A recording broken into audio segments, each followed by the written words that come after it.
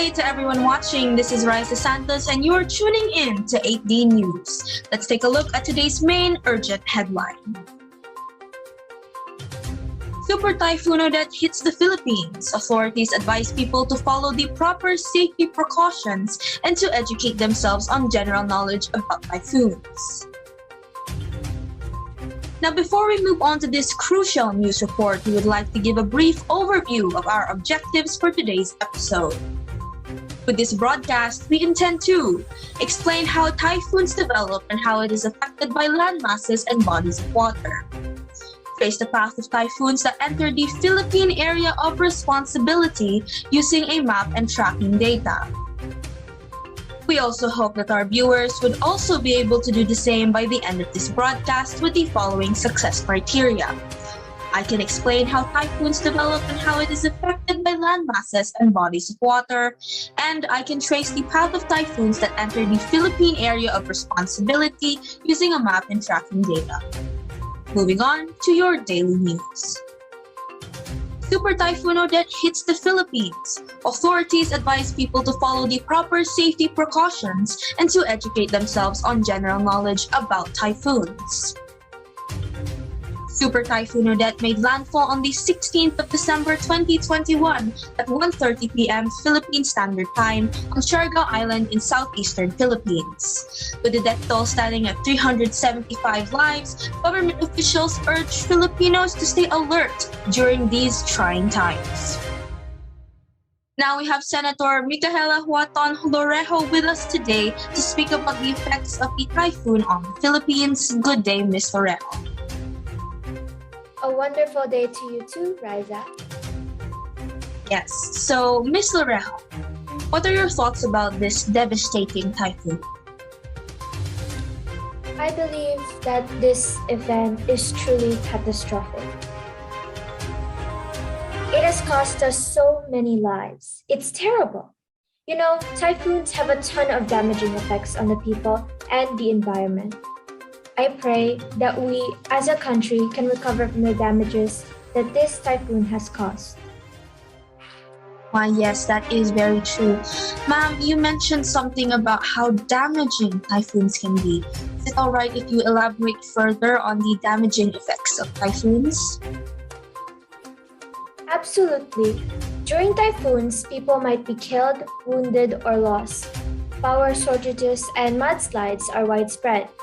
Typhoons create massive floods, which may kill animals and damage your natural ecosystems, and may also cause individuals to drown, homes to be entirely demolished, properties to be carried away, and farms to lose all of their harvests due to the high winds and heavy rainfall.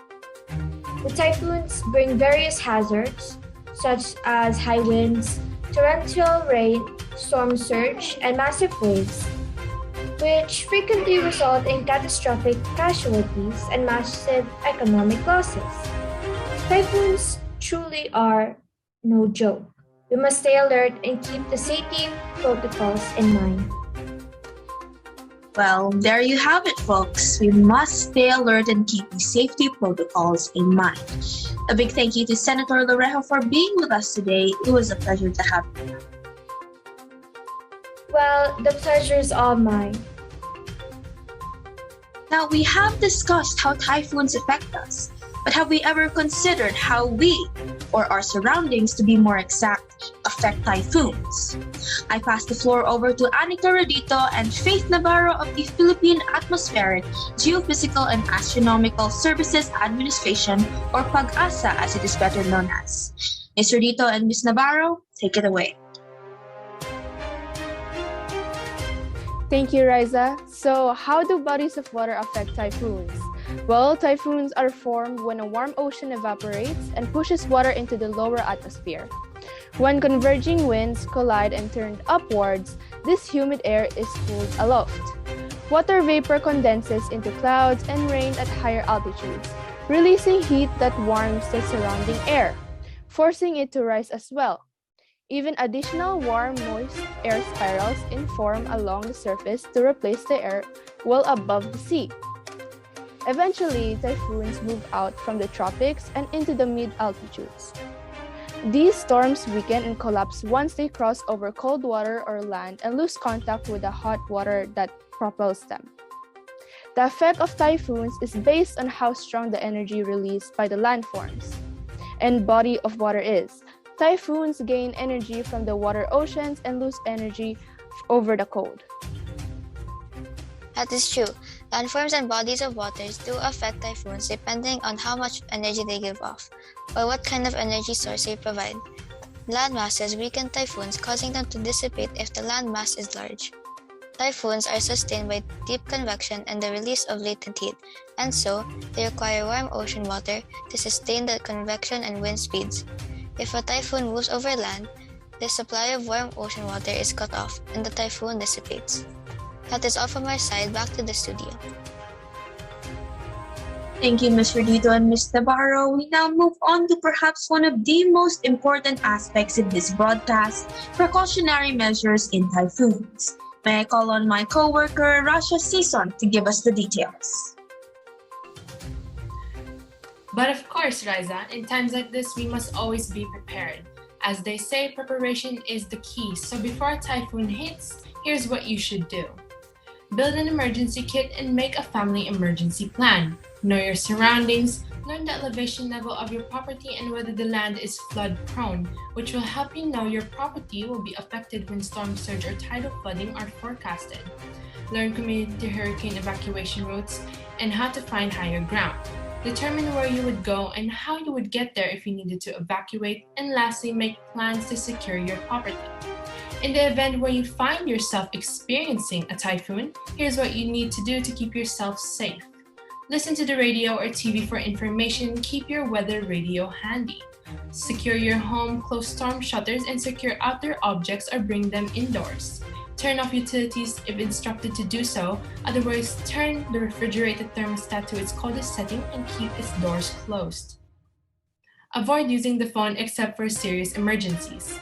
Ensure a supply of water for sanitary purposes such as cleaning and flushing toilets. Fill the bathtub and other larger containers with water.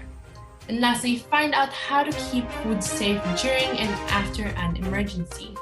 Lastly, once the typhoon has passed, leave the evacuation area only when the authorities declare that it's safe to return home. If your home was ruined by the typhoon, check if it's safe and stable before entering. Watch out for live wires or outlets submerged in water. Don't plug in and use appliances and other electrical devices that have been flooded. Report any damaged electric posts and cables to the authority. Inspect your vehicle for any damage caused by flooding. And lastly, keep monitoring the news for any new typhoons in the Philippines. That is all. Back to you, Riza. Thank you, Rasha. Before we end, let's have a quick word from our sponsors.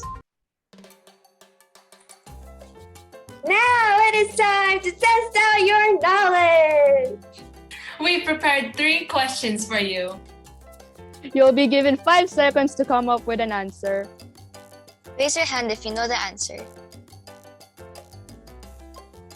Question 1, true or false? Typhoons are not a serious problem that needs to be dealt with carefully. They're just simple storms. They give us very minimal damage. The answer is false. Like Senator Micaela Loreja said, typhoons truly are no joke. We must stay alert and keep the safety protocols in mind. Question 2, yes or no? Do land masses weaken typhoons? The answer is yes. Land masses do weaken typhoons, causing them to dissipate if the land mass is large. Now for our final question. State an example. What is a precautionary measure you should follow before a typhoon occurs? There are plenty of possible answers to this question. Here's a list. If your answer is here, it's correct. Build an emergency kit and make a family emergency plan. Know your surroundings. Learn the elevation level of your property and whether the land is flood prone, which will help you know your property will be affected when the storm surge or tidal flooding are forecasted. Learn community hurricane evacuation routes and how to find higher ground. Determine where you would go and how you would get there if you needed to evacuate. Make plans to secure your property. That's all for our Q&A portion. Did you get the answers right? If so, good job. If you didn't, however, it's all right. We hope you learned a lot.